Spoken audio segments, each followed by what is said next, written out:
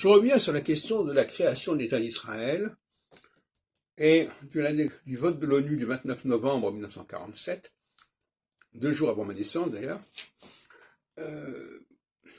qui a prôné donc la mise en place dans le mandat palestinien de la Grande-Bretagne, qui se retirait, de 2 États, l'un à domination dominante juive, l'autre à dominante musulmane ou arabe.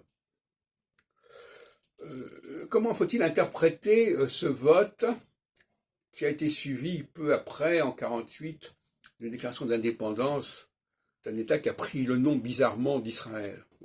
Je crois qu'il faut le voir sur un plan symbolique. Il ne s'agit pas seulement de la reconnaissance d'un État et le fait que reconnaître que les Juifs ont droit à un État, bon, très bien. Mais je vais peut-être jouer sur les mots, mais il y a l'État avec un grand E et l'État avec un petit E. Et l'État avec un petit E m'intéresse davantage quelque part que l'État avec un grand E.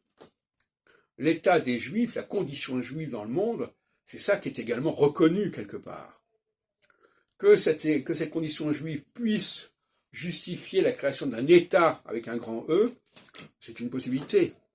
Mais à mon avis, il ne faut pas surinterpréter cette création d'un État d'Israël. En réalité, c'est une façon de dire que les Juifs ont besoin d'être protégés, d'être reconnus dans le monde, et ça n'est pas une façon de les enfermer dans un ghetto.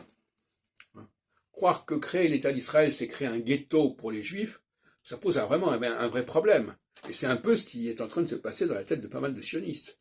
Ils veulent créer une sorte de ghetto, de Masada, où tous les Juifs seraient réunis, seraient concentrés. Alors le mot concentré a des connotations un peu problématiques, parce qu'on pense aux camps de concentration. Et plus les Juifs sont concentrés, plus ils peuvent être la cible d'une attaque atomique, je ne sais pas quoi. Enfin, ils sont en danger. Le rassemblement des Juifs est un danger. Ça a été un danger pour Auschwitz, c'est un danger aussi pour Israël. Donc, je pense qu'il faut repenser la question d'Israël comme une volonté de comprendre le rôle et d'assumer le rôle des Juifs dans le monde. Ce que je fais d'ailleurs avec mon astrologie, où les Juifs ne sont pas oubliés et on leur accorde un certain rôle. C'est le problème le rappel des Juifs. À quoi servent les Juifs dans le monde? C'est ça la vraie question.